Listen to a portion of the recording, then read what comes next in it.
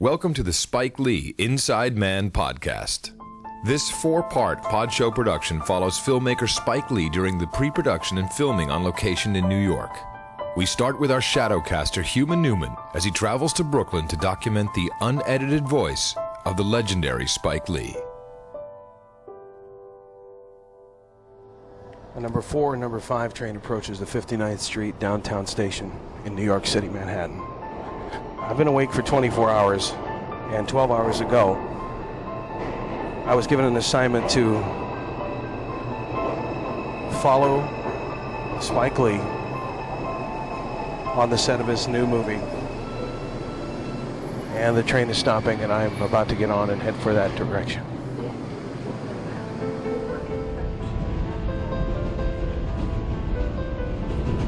In my hands, I'm holding the instructions on who to meet and where to go. I've not contacted any of these people. This is a Crown Heights bound 4 express train.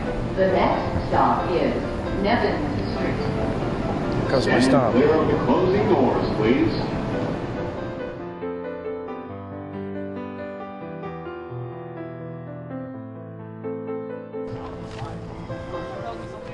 Should bring 1, 2, or 3. I'll pick number 1.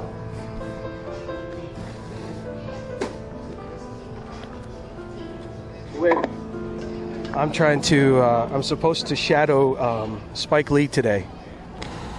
I got buzzed. I'm in the gate. I just need to thank you, ma'am, for your help. Hi, everybody. We're rolling. I'm a documentarist, so right now, documentarian. It's all right, man. We're all human. How you doing, Jason? What do you do here? Support administration. Okay. Special project coordinator. What I need you to do, let me go upstairs and check with Spike. Okay. And get you, and then let him know that you're here. Thank you. And that we're rolling. Sweet. But in the meanwhile, this is the old firehouse. This is the old firehouse right here, and this is the one we started in back in 1986. After the release of She's Gotta Have It, and we started with basically nothing, and then built the company one project at a time. It's kind of mellow now, but back in the early days, this was like the hotbed for all the. He's gonna come down. Okay, sounds good. And they're gonna break. So I think he wants to do it back here. Okay, fine. But, Spike Lee has just walked in. He's going to be quiet. Screening. What's up? Mr. Lee, how are you? Right now.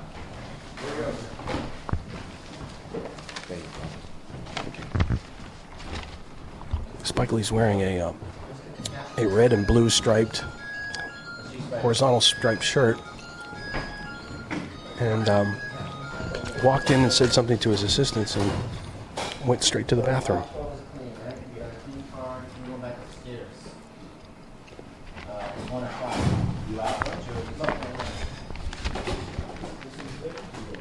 He shook my hand and said hello and continued walking. Pleasant eye contact. He's wearing glasses, an earring, a gold ring on his left finger, black Nike swoosh, and some khaki type pants.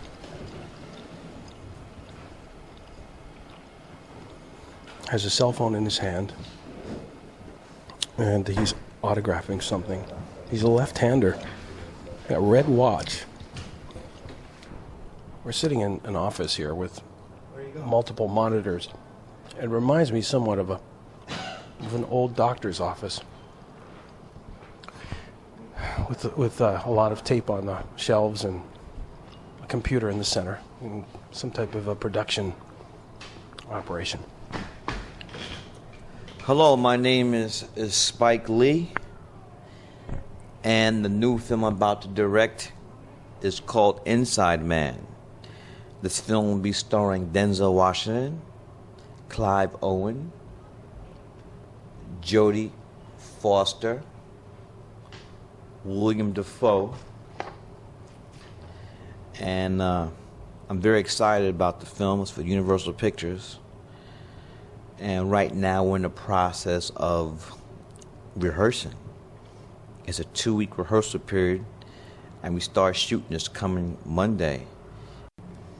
The screenplay is written by a first-time screenwriter. His name is Russell Gurwitz, and the script came to me in a roundabout way. At first, Ron Howard was supposed to direct this film, but Russell Crowe came to him with the project Cinderella Man, and so Russell went off to do that. It's an intelligent bank heist caper film, not something I've done before. And in this 2-week rehearsal period, we've been in the evenings screening films that are somewhat related to the film. Every night we have these screenings, and it's great. After working hard the whole day, cast, crew, especially the film interns, we screen these films and have a lot of fun. I'm going to read you some of the films. I'm going to read you exactly the films that are on this list.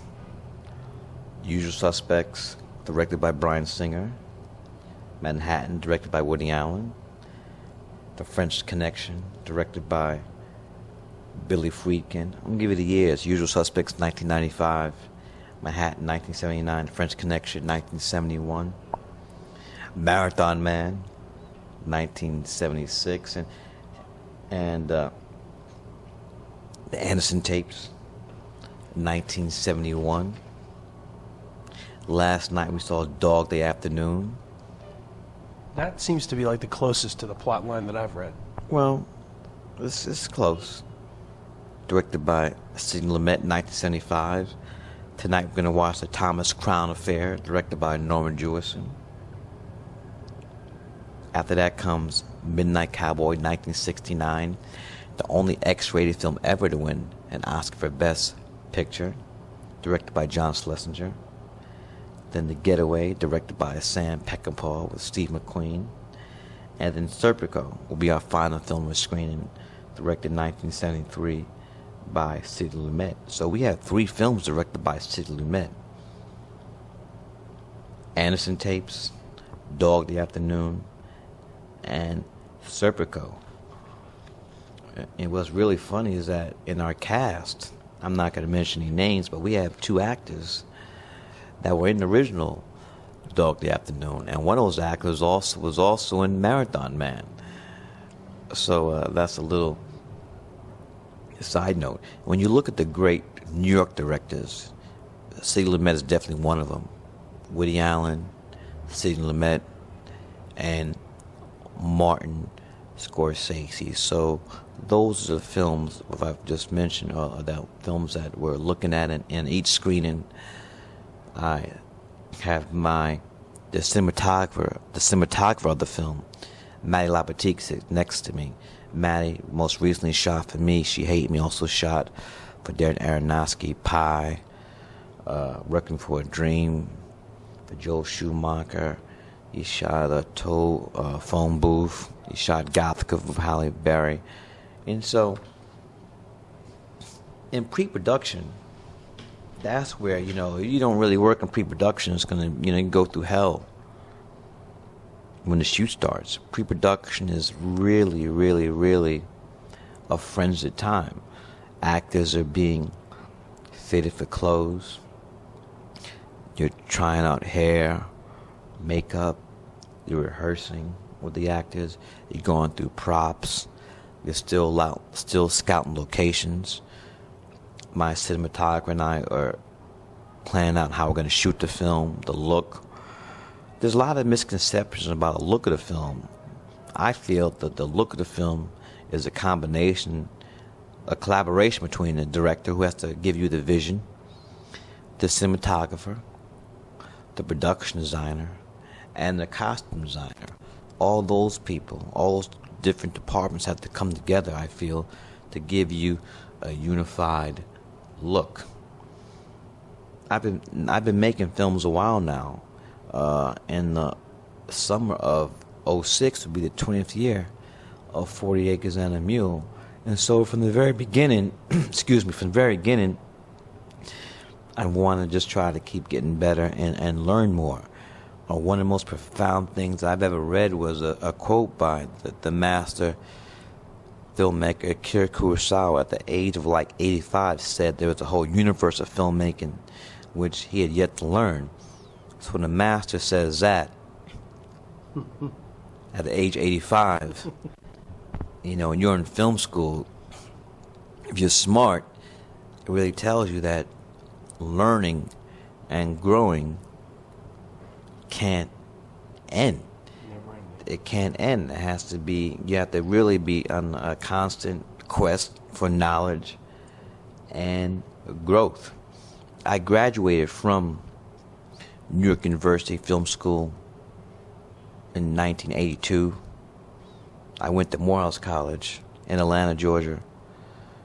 Finished there at 79. And NYU means a lot to me. In fact, I've been teaching it. I'm a professor at NYU, the graduate film school. I've taught there the last 7-8 years. And the last 2 years, I've been serving as artistic director of the film school. So when we make films, education is a large part of it. We always have a lot of interns. Most recently, a couple months ago, I shot a commercial with Maddie, a BMW commercial in Argentina. And while we were there, we called up the film school, the Buenos Aires Film School, and said we were in town and we would like to speak to the students. So we just called up on a whim, and it was packed. And we made an announcement that, you know, if somebody really wanted to have an internship with us and had a place to stay in New York, you might be a spot for you. So of our 20 interns that we have, 4 from Argentina. So we're very, very happy about that. And again, it's about learning. I know there's some interns who saw Marathon Man. They don't know Dustin Hoffman from Marathon Man, The Graduate, or Midnight Cowboy. They know Dustin from Meet the Fockers, you know. So, you know, education really, really has to, you know, continue to happen. As I said before, Is this a typical rehearsal? Excuse me for asking this question. When you watch these movies, is that the typical routine of yours that you'll we've watch? been doing that the last 3 films. It's good reference points. So, you know, we like to, I've always felt that filmmakers love movies. And again, a lot of times these people might have seen these films, but more often than not, they've not seen these films projected. Not on the big screen. They see these films on VHS and DVD, because there's not that many repertory theater houses, you know, in New York City anymore. Right. DVD, you know, wiped that out. So it's good to see these things screened. From the very beginning, as I said before, you know, it's been about trying to educate yourselves, trying to grow, and I would like to add to that, build a body of work, because I've come to learn that that's how you really evaluate artists, but not by looking at one film or one play or one novel or one CD. You look at their body of work, and we're very proud of the body of work we've accomplished in this upcoming 20 years. I'd just like to read a list of some of the stuff. She's Gonna Have It was the first film back in 1986.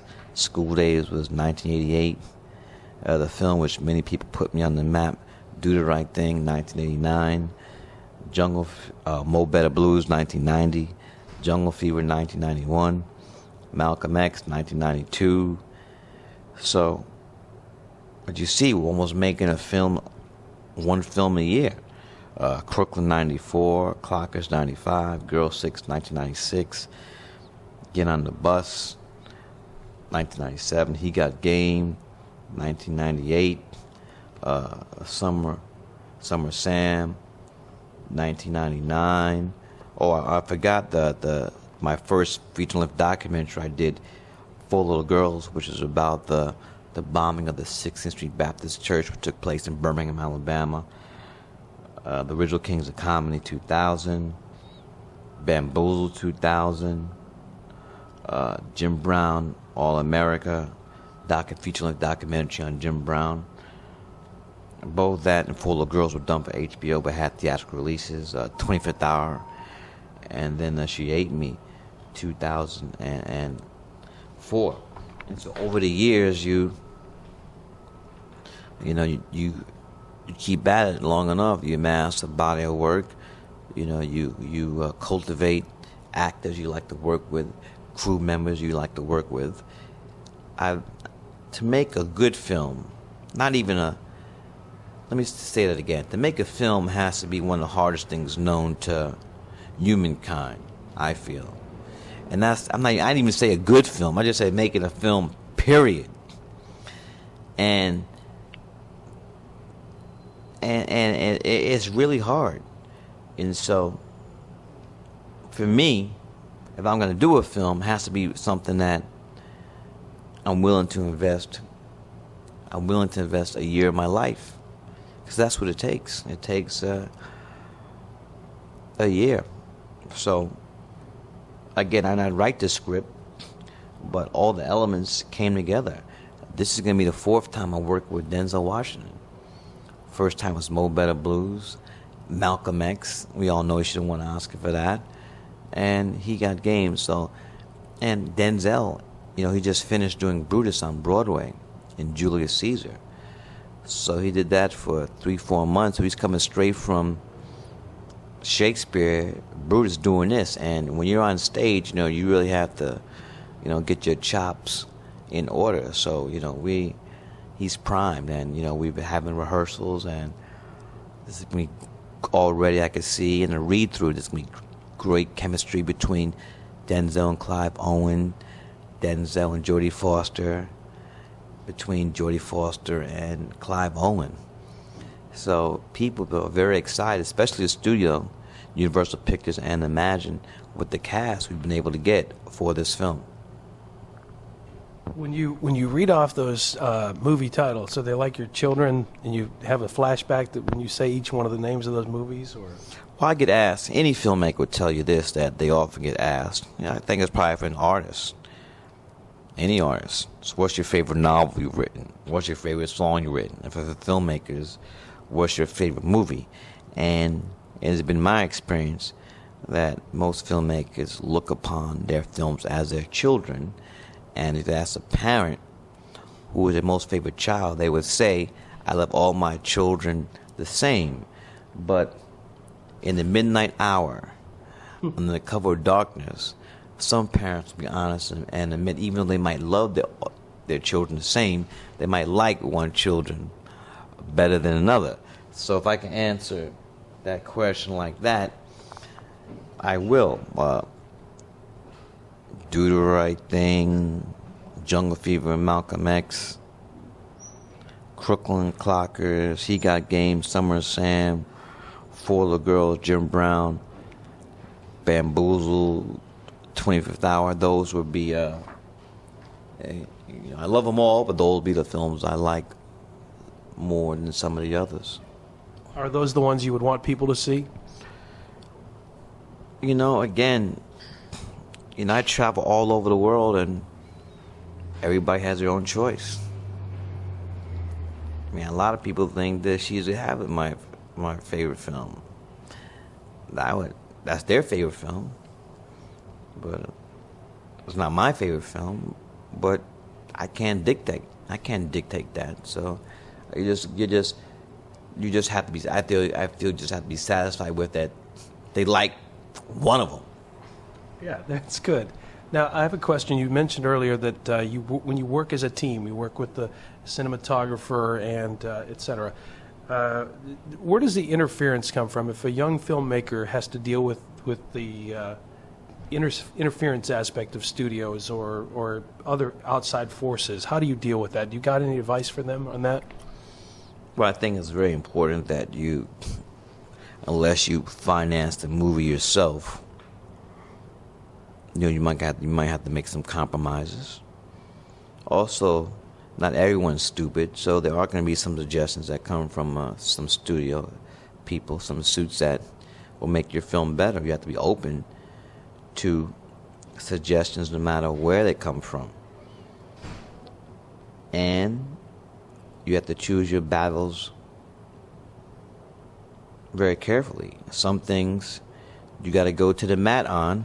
Other things, you let slide by. You can't fall on the sword. You just got to be flexible. I mean, just gonna say this is what I'm doing on every single point, and that's it. I think that's a little bit unrealistic until you at least got some credibility. And I'm speaking that as someone who was a first-time filmmaker.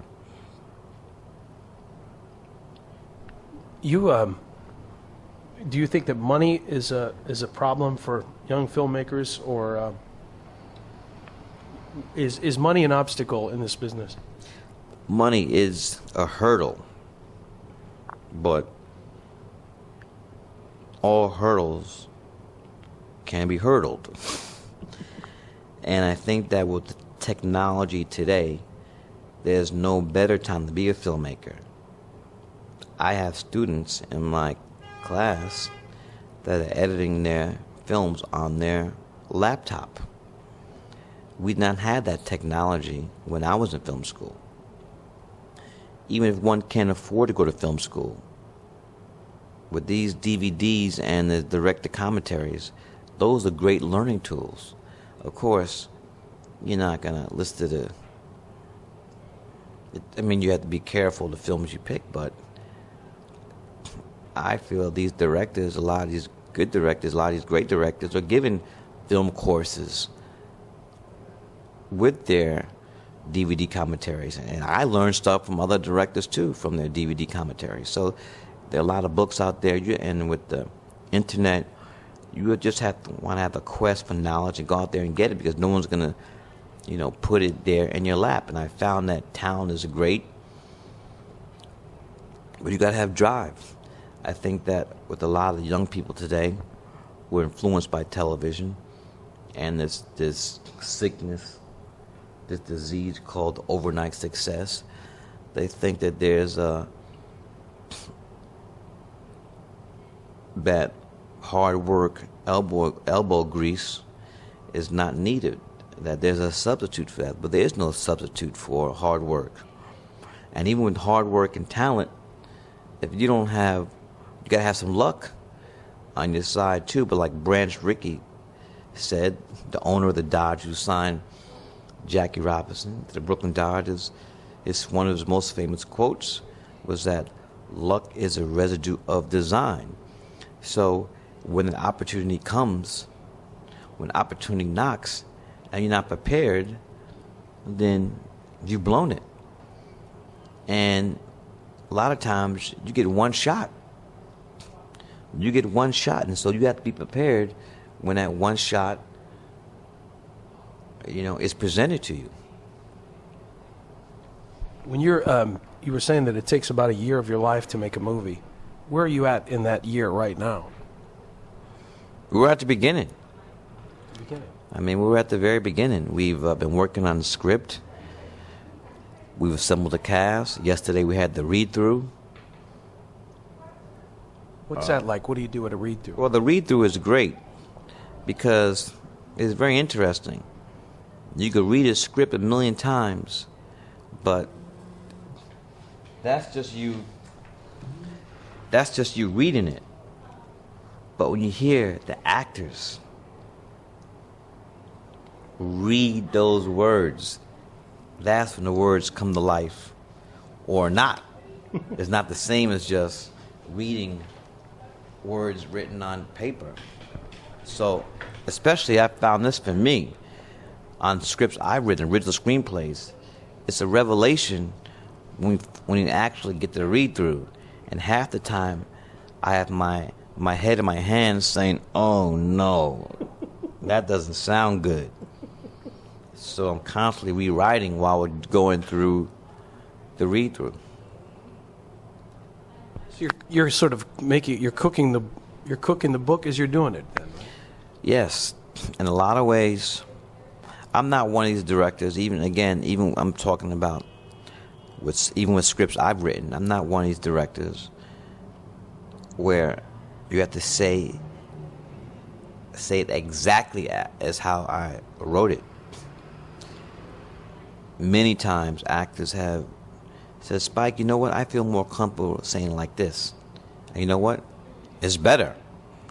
So I've really been from the mindset from the very beginning, we have to do what's best for the film. And if an actor rewrites a line I wrote and it's better, then we're going to use it. And it's no big thing. Spike, is there a secret to taking control of the movie and losing control of the movie? Has that ever happened to you? Has there ever been a situation where the cost overruns and things like that have happened to you? Well, I've been very fortunate to have final cut on my films, but the situation as far as cost overrun, it's been Malcolm X. That was a big thing where we were inadequately budgeted from the beginning. We went over and the studio let the bond company take over the film, and it got nasty. But that's been the only time that has happened. And as the director, you're the leader on the set, and everybody goes to you for moral support and everything else, I guess, right? Well, the director is the leader. Everyone is waiting for the director to say, where do we go? First minute you show up on a set, you're asked where we put the camera. So you have those answers ready? Well, you don't have them all the time, but you should be prepared, because nothing starts till the director says where we're putting the camera. And how do you start your day? What from the time you wake up? Can you give me a little quickie on that? Well, I try to, depend upon how tired I am or not, I try to write out my shot list the night before. If not, I'm working on it while we're driving to the location in the morning. And I arrive on the set right away. I'm not going over to the craft service table to eat. I want to meet with my AD, my cinematographer, my key grip, and my gaffer. And so we talk about the plan for the day, what it is we're going to shoot for the day, so everybody knows from the get-go. From the get-go, I want people to know what we have to do.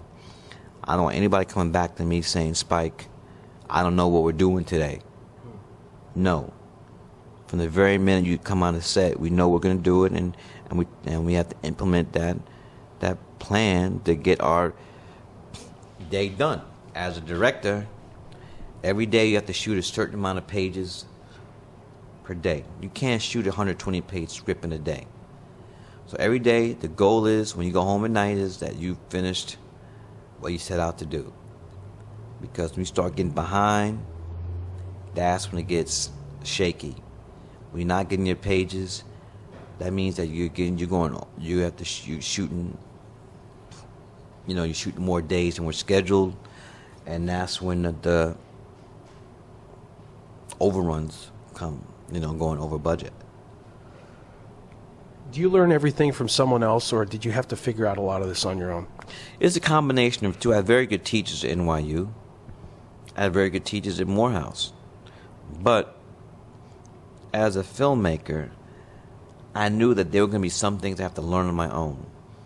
And teachers can't tell you how to think on your feet. So when you're on a student film and the light's going down and you only got an hour left of light and you got 10 shots, you have to think on your feet. We can't shoot. We don't have time enough to shoot 10 more shots. We got to start combining stuff that we'll need has to go. We got to start combining shots. So there's stuff that you learn, on your feet, on the fly. That's why NYU is such a great place to be a filmmaker, because NYU, unlike some other film schools, everybody gets to make a film. Some other film schools, everybody submits a script and the faculty decides which films get made and which films don't get made. NYU, everybody gets to make a film, and it's good, learning in the classroom. But you don't become a filmmaker by sitting in the classroom. You have to go out there and make films.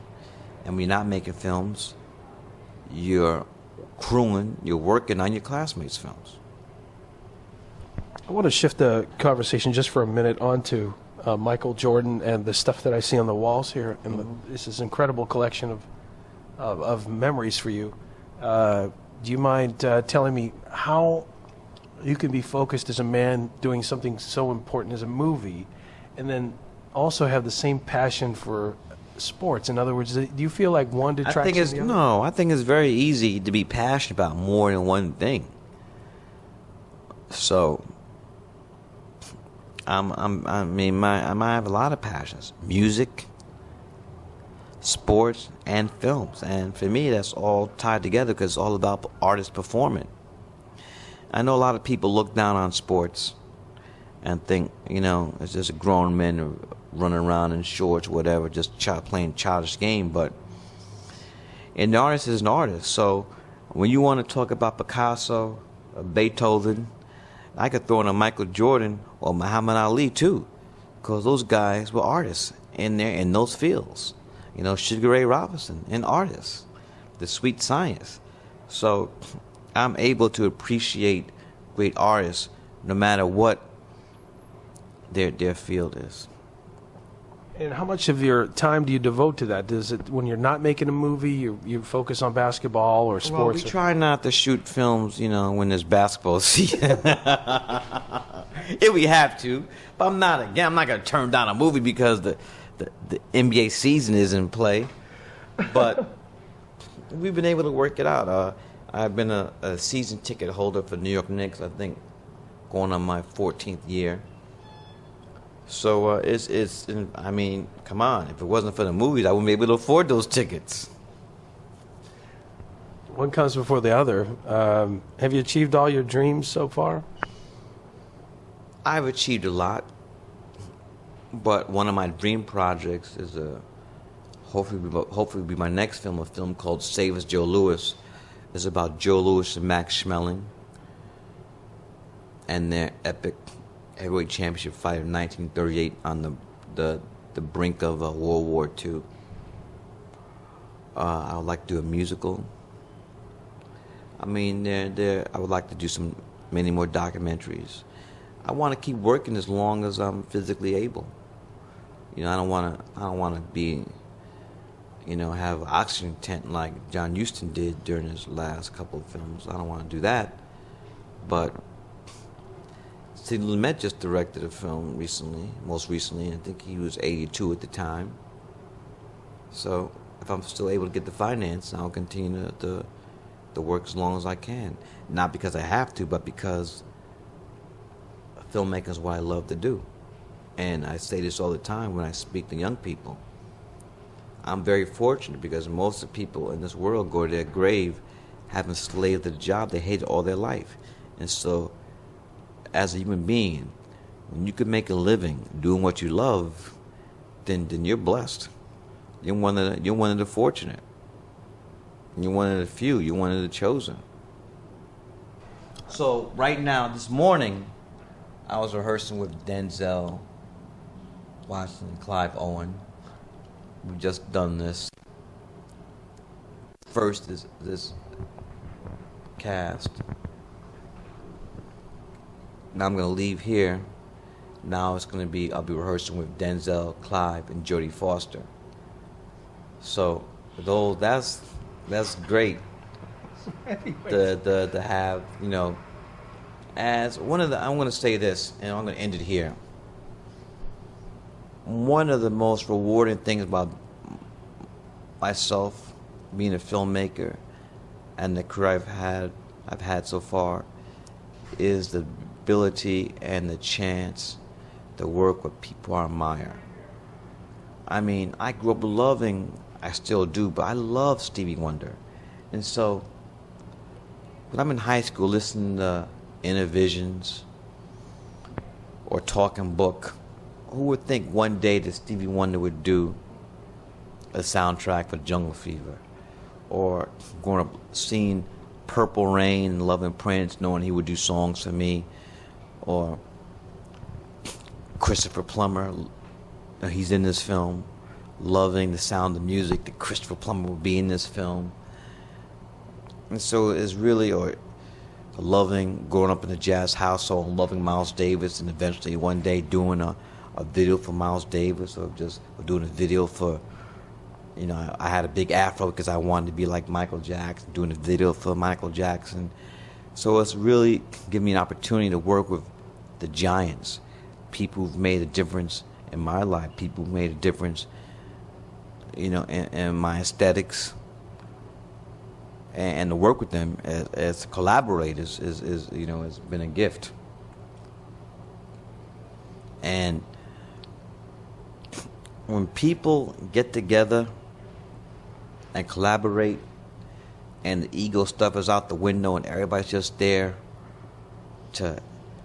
we want to make the best fucking film possible. Excuse my language. You know, and everybody is on. Again, look, I'm not trying out the dog Kobe.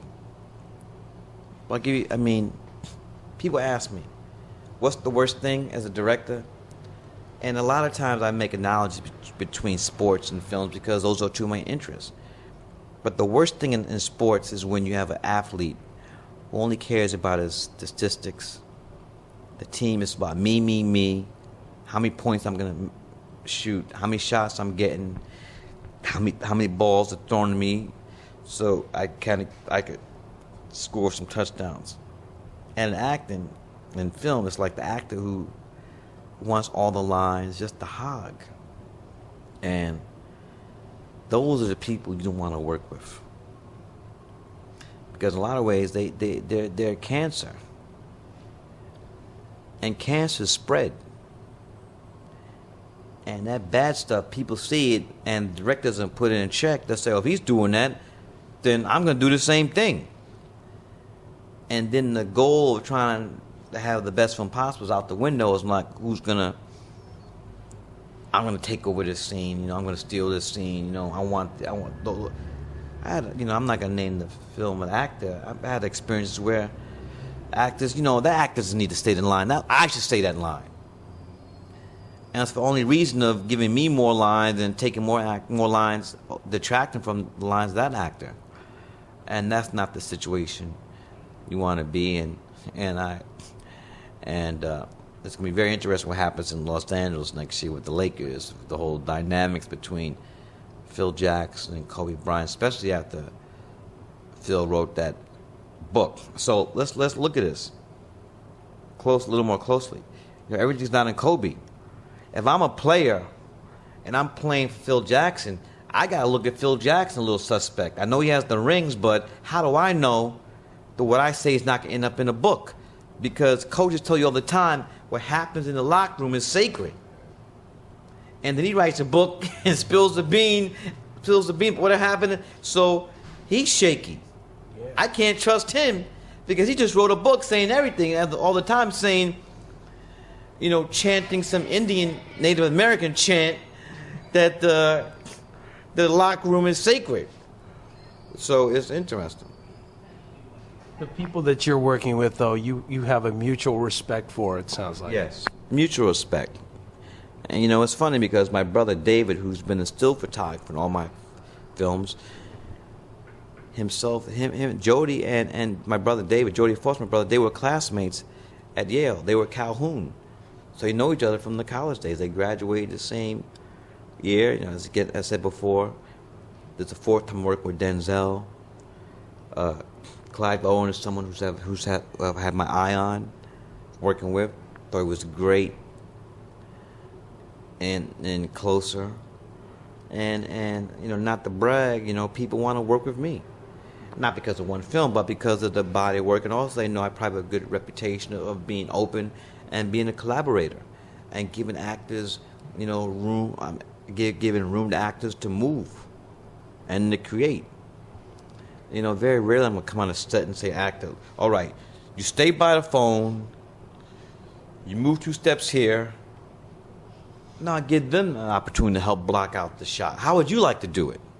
And that stuff makes a difference. That's why Denzel keeps coming back to you. Well, I hope it's not the last time. So let me go off to this next rehearsal. And I hope everyone tunes in. The next podcast of Spike Lee directing Inside Man with Denzel Washington, Clive Owen, Jodie Foster, William Dafoe, Christopher Plummer. Thank you. This concludes part 1 of our Spike Lee Shadowcast. Make sure you subscribe to this podcast so you don't miss a single episode. Until next time, when we go on the set of Inside Man.